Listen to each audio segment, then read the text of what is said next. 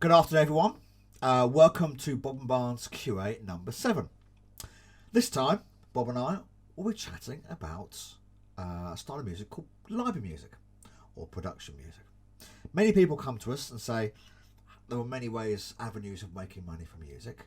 Live music is one of them. Can you talk to us about that? Many people might not even know what live music is. So, during this next half an hour, we're going to go into a little bit of depth to what our understanding and our experience with live music. I'll hand over to Bob.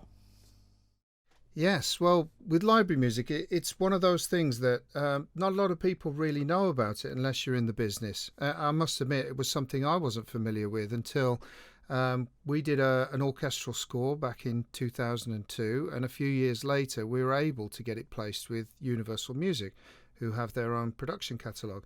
It was the first time I really knew anything about it. And, we got our first royalty payment from it. It was about 20 quid or something. And I kind of thought it was a complete waste of time. But, over the years, it's become a substantial revenue stream for us. And it's something that we've learned is a very valuable asset for any composer to have. Because, of course, if you're dependent on getting commissions in order to make money, as we are, then you don't always get commissions. I mean, of course, they come in waves, and it's very difficult to be busy all the time. And so what do you do in those periods where there's no work? Well, one thing is you either write library music, or at least the income from library music can start to bolster your income. So what is library music? Well, it's kind of exactly what it says on the tin. It's a library of music. So imagine a library of books, but instead it's music. It's an entire catalogue sorted and organised into different genres and different emotions and different instrumentations. And there are many companies out there that are marketing their own libraries worldwide. And if you have a piece of music in a particular library and it gets used somewhere by someone in New Zealand, for the sake of argument, then you earn royalties from it.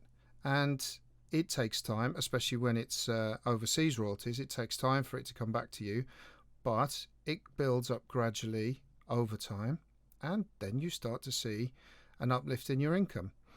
And we've gone to many of the networking events regarding library music, and spoken to other composers, and some of the more experienced guys who've got hundreds and hundreds of tracks out there make a very comfortable living just from library music. In fact, it could be easily in the six figures if you have enough catalogue out there. And by that I mean well in excess of 500 tracks, closer to 1,000 tracks. But there's plenty of money to be made. So, where is it used? Well, we've had a look. If you look on Channel 5, for example, almost every program that I see credited at the end of each of the programs in the credits list, you'll see Audio Network listed on there, because they've got a deal with these channels, and they are the favoured library music of choice.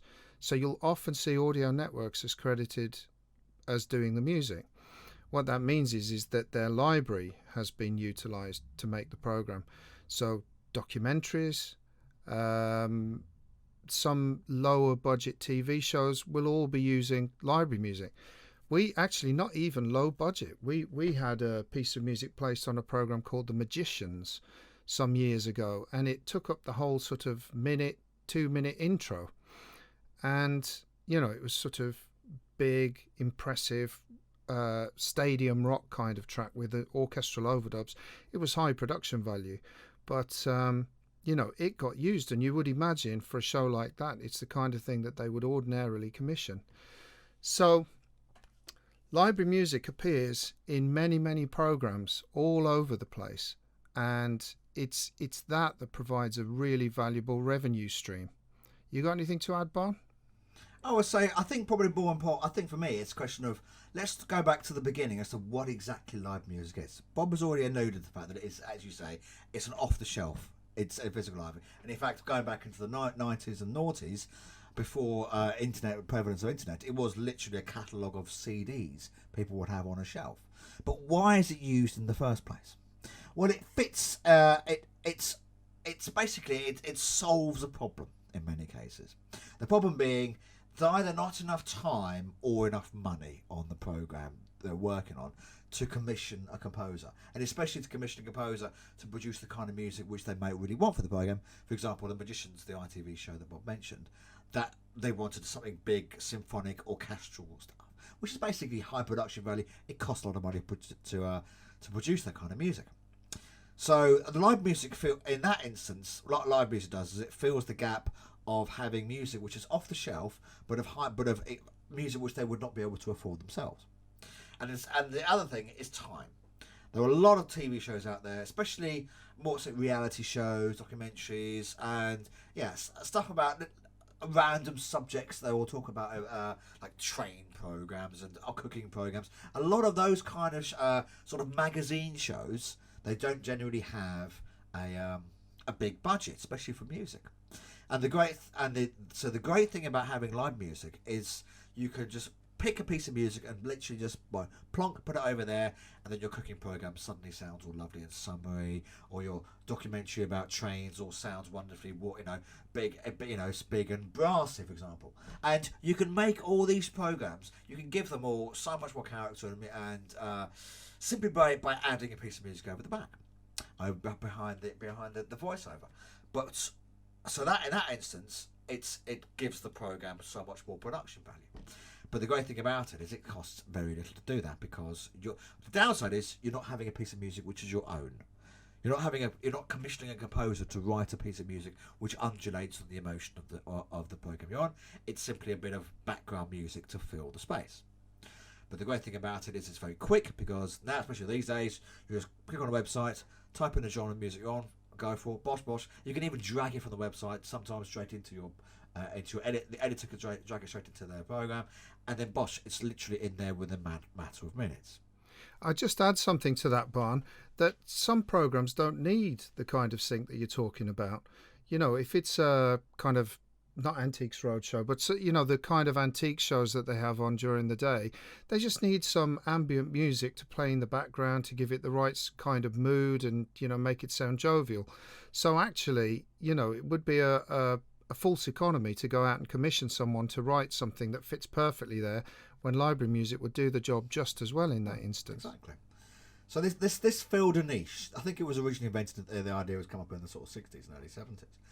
And there were companies out there which realised this is a very good area to get in. So they started building up huge catalogues of music. Audio Network, I think, is the biggest one in this country. The guys that we work with a lot with for Universal Publishing Production Music, I think they're still the largest in the world. But these catalogues have hundreds of thousands of tracks, and every year they're adding more and more to the catalogue, because they've got to keep the music sounding modern and fresh. Because the one downside is, I said earlier, it's not your track. It's not original. It's not something which you can use and then that's it. That's the theme tune for your program, because anyone else can use it. There were some famous examples of library tracks which ended up becoming so well known they became the theme tune. The TV show on the 80s and 90s called The Bill, the police drama on ITV here in the UK, that had the title music was a bit of live music. And a kids' TV show in the 70s, 80s, I think in the 90s as well, called Grange Hill. Also, the piece of music wasn't written for the show, but became iconic as a title tune for that piece. Wasn't Grandstand also one of those? Yes, that's true. Very true. Grandstand was also one of these things. So the great thing, so why is it so good for us composers? Well, for one thing, as you say, as Bob said, when we're not busy doing commission work, if we could try to find some other work to basically write for the library, it's great because it keeps you writing and it keeps. But the most important key thing you mentioned to earlier is how as composers we earn income through live music. Now, you generally don't get paid upfront for the track, and in fact, some cases they might even give you a tiny amount of money to get it produced properly. But generally, there's not a lot of money, if anything at all, for when you're composing the track. So obviously you need to make sure as a composer you've got some money.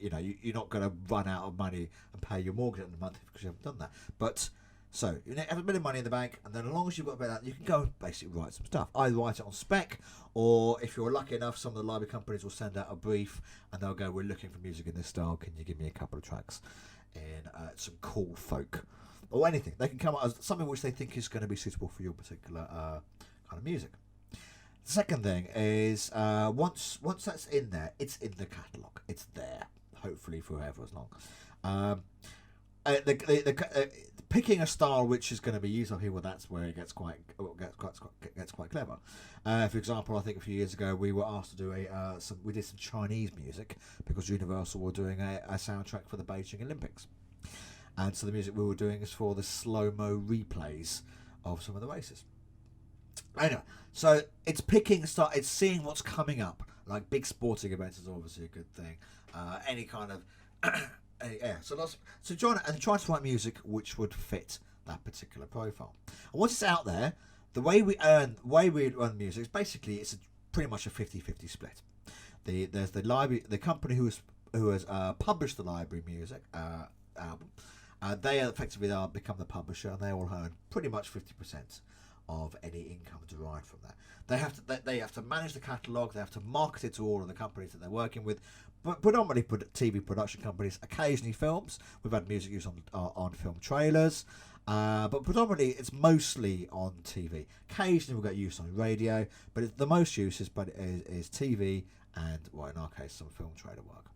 And then the money will come through Performing Rights Society, or PROs as we like to call them, Performing Rights Organisations, of which, if you're not familiar with this, each country, especially westernised countries around the world, have an organisation which manages royalty collection of music which has been broadcast on their networks. And depending on the profile of the channel which you are being shown on, the income will per minute rate changes. It goes up depending on the profile of the channel. So I think the highest, in this country still, is ITV nationwide, rather than ITV regional, and then I think BBC One is after that. Then BBC Two, Channel 4, Channel 5, and then it goes down, filters down to the satellite channels, which are fractions of what you were earning on the other channels. But having said that, we wrote the idents for the Bloomberg channel, best part of 15 or so years ago, and even though that's considered to be a low, in terms of a low profile cable channel, we did very well out of the royalties we earned from that. So it just goes to show that even on those smaller channels, if you get a lot of airplay, it can be made worthwhile. And of course, like anything else, it's a question of the more content you have out there, the more you're likely to earn. So you've got 50 tracks, you're going to probably earn a lot less than you've got 500 tracks. And of course, making sure that your music is in a genre which is used a lot will make it even more likely to get used. So far most of our music is with Universal Music Publishing Productions, and we did one album for Audio Networks called Rock Trailers, which got used loads. In fact, it still features in our top 5 tracks. I think we're on our PRS statements every quarter, and it was released 10 years ago now. So that's the great thing about live music, is its peaks to troughs of any freelancer's income. Most people's income, you think about a yearly basis, you'll work on a project, finish it, then you get paid for it. Work on a project, finish it, get paid for it. But there are, as Bob said earlier, there are gaps. There are times when you don't run a project or you don't have any work, and that's when you start. But your mortgage still needs to be paid. And so the good thing about having live music is that every quarter, in this country, the POS will send us a statement, and it's always a nice surprise when you go, "Oh, they used our music on some Japanese roadshow, which was written for Medieval." So it's always a nice surprise when you hear music which is written for something completely different, seen used in somewhere which you think is probably quite inappropriate. But the more you have out there, the more you earn. I've waffled enough. I was going to say, Barnes, stop talking, because you've answered all of the questions that we've got literally listed here. Well, one of the things that I've got listed was how do you make it? Well, as Barnes mentioned, amongst the 10,000 words that he's just said, that you can get a commission from a library music company. That's one way. And they know exactly what they've got and what they're short of, so they're making these documents all the time and sending them out to composers on their books. But another way also is if you've already got some music which you wrote for a project that you own, then you can always approach them and ask them if they'd place it into the library. They don't always do that. They're quite picky, but rightly so. They want the quality of the music to be high. And you can also write your own music on spec. It's a risky business to do that because they may or may not take it. But if you enjoy writing, and I tend to think of it like this, that whatever you write will never go to waste in the end. Even if in 5 years' time it comes up that you need some Polynesian nose flute music and just happen to have done something for a speculative library music album, well, happy days. You just use it then. So it's never a bad thing to be writing music if you're a composer. But of course, you want to get it placed as much as possible because that's how it earns for you. So, that's the two different ways it kind of comes, or two or three different ways, either through a commission or through already having some music available. And I'd say in terms of what you write, I mean, you can think of it from two different angles as well. You can watch TV and see the kinds of things that are coming up all the time on different shows, whether it be Gardener's World or Police Camera Action or whatever. These kind of shows are using library music all the time. And so you can see the kinds of things that they're using. And, if you think, hey, I think I could do something like that. Okay, well, off you go and you write something, or you contact them and, you try to get on a commission.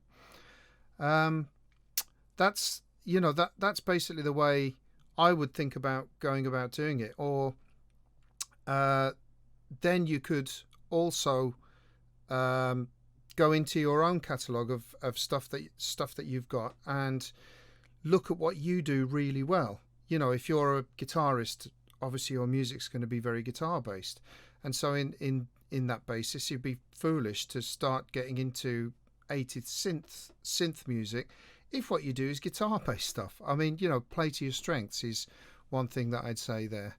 So you got anything to add to that, Bon? How you make it, I suppose the only thing to add is that when I first started hearing live music was from the Carlin Library in the 90s. It wasn't very good, and in fact live music in many ways didn't have a particularly good reputation back in those days. This has changed, so I think there was a bit of a paradigm shift, and people thinking that it's okay, we don't have to, if it's not brilliant quality music, it's okay, it's live music, it's fine. No, I would say if you're going to try and write some music and you want it to place in a library, if it's not top tier level of production, they're not going to take it, because these days that needs to sound as good as something which would come from either a licensed track or a commissioned composer. It can't be of a lower quality simply because it's okay, it's live music. No, people will expect it to sound as good as everything else they're hearing on TV, which makes sense. So if you are writing, don't think it's good enough for library. No. That's the wrong attitude. The right attitude is, have I written an amazing track? Brilliant. I've written an amazing track. Let's see if I can get it placed. So yeah, are we going for the questions then? Do you think? Or well, I'm kind of sort of still trying. Although I was just looking at the next two, how it's important to us and how it's important for producers. We've kind of covered both of those, but we could just summarise it, I suppose. I would say how it's important for us. It's kept the wolf from the door. Being perfectly honest, when things have been lean, it's been an amazing thing to have this income to rely upon. And also from a purely creative perspective, if you're not always having to sort of try and chase to find work to always fill those commissioned to get the money in, you can be a little bit more selective about what you work on and how you earn, rather than working on what comes to you. Just sit there and go, well, I want to particularly do this, and I'm okay financially because my mortgage is going to be covered by my income from the library. So from that perspective, it's a fantastic way of working. And I would say, for any creative or any firm, any person, any business owner at all, royalties are the lifeblood. Royalties is a perfect way to earn it. It's a fundamental shift from selling your time to selling a product, which you can sell multiple times. Whereas most creatives, I would say, if you compared yourself to maybe an artist, graphic design, or even web design, you're mostly selling your creative skills from an hourly rate or project rate, but you're not selling it multiple times. Simply by selling it multiple times, your earning potential is now unlimited. Whereas before, unless your hourly rate goes up and up and up and up, your income will plateau at a certain point. I'd say in summary on that one, it's it's important to us because it shallows out the troughs in our income when we're not got any commissions, and it keeps us busy. It keeps us writing music even when we don't have a commission to write music for. So it means that you always keep your eye in, as it were, and you never sort of get out of the groove of writing music, which is actually quite easy to do, we've found over the years. And how is it important for producers? Well, I guess, the simple answer to that is it makes their lives easier, that they can have a piece of music that they can drop on their picture during the edit and immediately get a sense of what the final thing is going to look like. And in many cases, it is the final thing. And, you wouldn't probably be doing that if it was a high-end drama, but for the kinds of programs that we're talking about, sort of, lots and lots of daytime telly falls into that category, and the police camera action, Gardener's World, I've given as examples as well. Any of those sorts of shows. Yeah, I regard them as magazine shows. Shows like it's like you're sitting in a coffee, like you're sitting in a waiting room. You pick up a magazine. It's that kind of television. I think of it as. Yeah. And of course, it's also convenient for them price-wise because they don't need to commission a composer. They just pay the synchronization royalty, and that's it.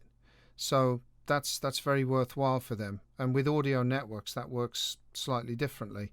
I don't think we really need to go into that now, but it's a more of a subscription-based situation for them. Yeah. But the point is that it's cheaper. So, are there different libraries for different genres? If you're doing rock, blues, jazz, funk, whatever, are there different types of things? Or are there different libraries for film, TV, and interactive media? And I think the short answer to that is no. They all do every type of genre of music and every different type of media. You want to expand on that, Barn? Well, I would say that's partially true. I would say the big libraries, yes, you're completely right. The big libraries, Audio Network, Universal. I'm trying to think of other big libraries out there. What's the other big? Extreme. Trying to think of other names. West One. Warner Chappell. Yeah, Warner Chappell, of course. They're like almost like your big three record labels. They kind of pretty much cover every genre, and you can pretty much find, you can see whole programs scored in fact, whole films scored purely from tracks from those libraries. There are smaller boutique labels, and they try to sort of specialise by going niche. They'll have a music in a very specific genre, and they'll go, this is what we do, this is what we're really great at. For example, there are companies out there who just write effectively library music for trailers. Because trailers themselves, on their own, can be a very lucrative market. There's normally quite a big budget put into getting trailers right. And there are companies out there who specialise in producing live music just for that kind of that kind of field. And because they understand that the structure of a 3-act structure of a trailer and how to build the intensity so the viewer gets more excited, and so on and so forth. So there are companies out there which specialise in certain types of things. But there's obviously smaller, more boutique kind of companies. But other than that, generally, yes, the answer is no. Yes, the answer is no. I like that. Yes, the answer is no. There aren't different libraries for different genres. Cool. And then finally, where is our content placed? There's a little No, you've missed one question. Different kinds. Oh, yeah, sorry, you're right. Yes, well, it was sort of part of the other one that I wanted to talk about. Different types of libraries, no, but there are two different types of library music company, shall we say. The more traditional model, which is the one that we've talked about, where you earn royalties each time it gets used. But there are also many websites out there now which are providing royalty-free music. This is something that we don't tend to favour because it's kind of a one-off purchase, and you don't make any money kind of beyond that, which is, well, less than ideal. It's sort of killing the art. It's not something that we'd really want to encourage these companies to do more of, because, you know, our income, the lifeblood of what we do, depends on the residuals coming in month after month, because without that, you know, when we haven't got commissions, we can't do this job full time. So you know, we always try and opt for the more traditional model and follow those kind of companies, so that, you know, it's always adding to our back catalogue of library music and always giving us a revenue stream. I would say yes. For me, that this is a slightly difficult one, because because there was a space in the market for this. There are companies out there who specialise in just sending royalty-free music. Yes, one would argue that the quality is lower because they're generally not. Because if you're sending royalty-free music, the income that the composer is going to earn from that will be probably substantially lower than earning through the traditional royalty-based PRO route. However, as a result of that, if you're earning less, the likelihood is the composer may not be a full-time composer, because they won't be able to earn enough money from doing this to do that, which sadly also means that then the quality potentially isn't so good. And one thing is definitely it's not so good is there's very little money for any live production on it, so that the tracks would sound sometimes, I would argue, inferior simply because of the production value. They're done by not a full-time composer, and they're not, and then none of the instruments have been recorded live. And so the music is it's less of a production value on the music. I'm careful how I word this, and but there are certain producers who find this very, very beneficial, because they think, well, I've got a one-off fee, doesn't matter where it gets used. However, what they're completely missing the point of is that royalties that we earn from traditional routes, which come from the performing rights organisations all around the world, is not paid for by the library music company or the company making the program. It's paid for by the broadcaster. So that's a fundamental flaw. If you sit there and you sell a piece of royalty-free music, and it's used on, for example, in this country, ITV nationwide, that will generate the highest income, the highest royalty level in this country, which is, you know, best part of £150 a minute, and you share that 50-50 with the publisher, but that income will be generated. That'll be paid. And the problem is, if it's not claimed, you don't fill in your forms and you claim and you effectively associate your piece of music with the piece being broadcast, that money is still paid, but it's left in a pot which is never claimed. Which is, for me, it's a really silly way of acting, silly business models, because you're not only as the live music company lost out on income, because they would have potentially earned half of this, but the composer lost out on half of the income. Neither party are getting anything from doing this, and so for me, it's a foolish way of running a business, because you're just both company and composer are losing out on potentially by the largest revenue stream they will earn. It's like never cashing a check, isn't it? Yeah, the money's earned, but there's no way for you to receive it. And for me, so it's a strange business model. And there are companies out there who do all right out of just selling live production music, which is live music which is not being broadcast. But for us, if you are thinking of going down that route, I would advise against it. Yes. And then finally, where's our stuff placed? Well, as we've already kind of touched on this, but we'll go over it one more time. We've got one album with Audio Networks, and that's been very, very good for us over the years. And Audio Networks are very good at getting usage, particularly in the UK, we've found. They seem to have sort of Channel 4, Channel 5 sewn up. So many things appearing on there are credited to Audio Networks for the music. So there's plenty of usage to be had, and the income is very, very good. We've also got music with I've forgotten the Universal Music, Universal Music's production catalogue, and in fact that's probably where most of our stuff is. And that's been very good to us over the years as well, and they've got a very long shelf life, particularly the kinds of things that we tend to work on with orchestral stuff.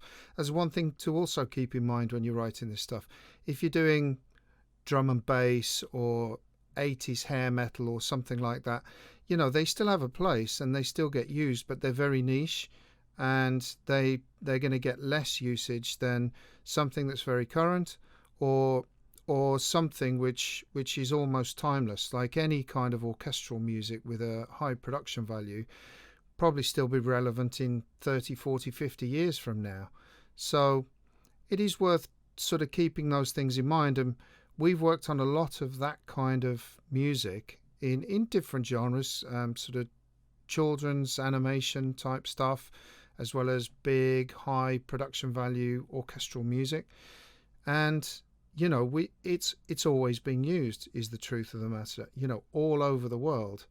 And just one thing that I'd like to add at the very end of this: if you're an aspiring composer and you don't yet have a decent list of credits of projects and things that you've worked on, library music is a brilliant way of getting a list of credits, because if your music gets picked up and gets used on a show, then that's something that you can add as something that you've worked on. I mean, technically it's true, all right, it wasn't commissioned, but you can develop a list of credits and not look like a complete newbie.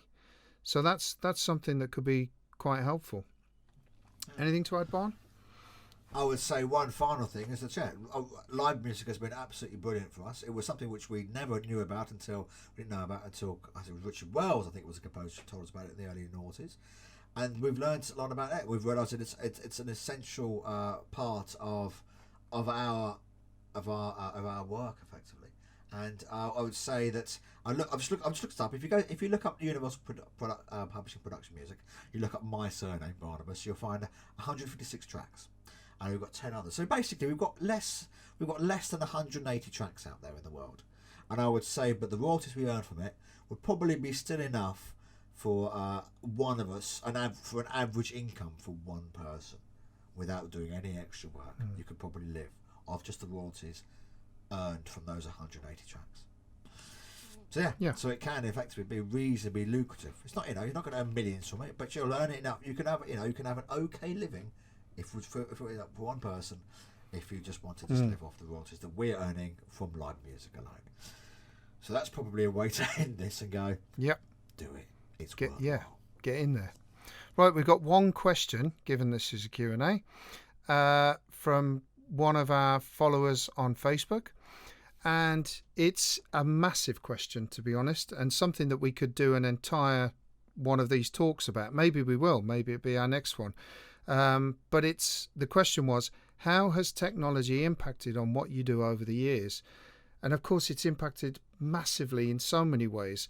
It's impacted in how our music can be published, in how films are made and how films are published. It's impacted in how we actually write the music and the equipment that we need to own. It literally covers every single area these days. And if I look at how our business was 20 years ago when we started, it's changed so much. It's almost unrecognizable.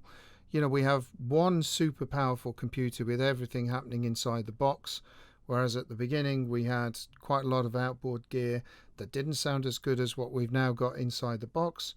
We had a mixer, we had noise being added at every step of the process, which we don't really have anymore because it's all inside the box.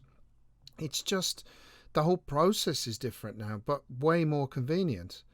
And I remember back in our days of working at Sony Barn, when we had the beta tapes, and all the video had to be put on the beta tape, and you had to shuttle forwards and backwards using a remote control in the studio. It was all quite slow, and it was very difficult to find the exact frame that you were after to synchronize a sound effect or make the music work that way. And now it all just happens with a little movie inside Cubase, and you can easily find where you want to go and easily preview things, and it's just so much simpler than it was back in the day. Anything to add, Bon? I mean, I would say I would say aside from the production of music, What else has changed is just how you run the business from the administration side. In order to, when we were getting work in the early noughties, we were sending out physical CDs. It's true. We had beautifully branded Bob and Barn CD inlays and jewel boxes and everything else. We'd even had a way of printing on the CD and pasting actually on the gold CD and printing out the inlays and everything else. So it showed a content listing on it, and a nice headed note paper with the old fried egg logo, and you send it out as a we even had, because our branding was quite yellow and orange, we even found yellow Jiffy bags, so we'd send everything out was branded as but it was, and with fried egg sweets. You forgot that. Yeah, we got. It's true. That was something Bob's mum found. There was at a cash and carry. There were the little Haribo sort of candy fried eggs, and we would put them in a couple of in a little sort of cellophane bag and to give to it. And it's amazing the amount of people who commented on that. Didn't comment on the quality of the music, but they liked the eggs. And but those little touches. So, and that was really from an administrative side. But we and receiving. Receiving stuff to work on. Sometimes we'd be sent stuff in the post. I mean, I remember when I was judging games for BAFTA the first time, I was getting, up until recently, I was getting packages of games through the post. They were even send loading of hardware so you could play the games. So just from that perspective, the administration side of it is brilliant. And so now everything is done digitally. You're chatting with. We've worked with projects where we've never actually spoken to someone. It's all been done over by email. They've sent us something digitally to work on. We've sent to and from. We've re-encoded QuickTime movies or AVRs, MP4s, whatever, to send it back to them so they can hear what it sounds like. They've approved it. We've finished it. Sometimes we've gone and recorded it, got it mixed and edited, and sent it off to them. And nothing has happened outside of electronic delivery system. I'll just add something to that. We've worked with musicians in that process that we've also never met, and sent the music to them directly. They record their parts, send their recordings back to us. We drop it into our session and mix it all here. And there's some musicians that we've still never met over the years. Yep. It's insane. That's fair, yeah. So yeah, as you say, there's a drop in the ocean. That's to answer that question is how much. In fact, I would argue in many ways, especially as a games composer, our industry has changed probably more than most other in creative fields because of the because of the physicality of the way music is created. As Bob talked about, going from racks of synths and samplers and hardware and outboard gear to everything inside a box. Yeah, that for me, that was by far the biggest change. Anyway, let's not waffle about that now. We could go on literally for hours, so I think we should probably cut it short there and consider that one as a topic for the future. But for now then, let's wrap this up and just say thank you to everyone for tuning in. Thank you for your support. We'll be back again next month with another talk, quite possibly the one that we just talked about. But thanks again. Cheers. Cheers.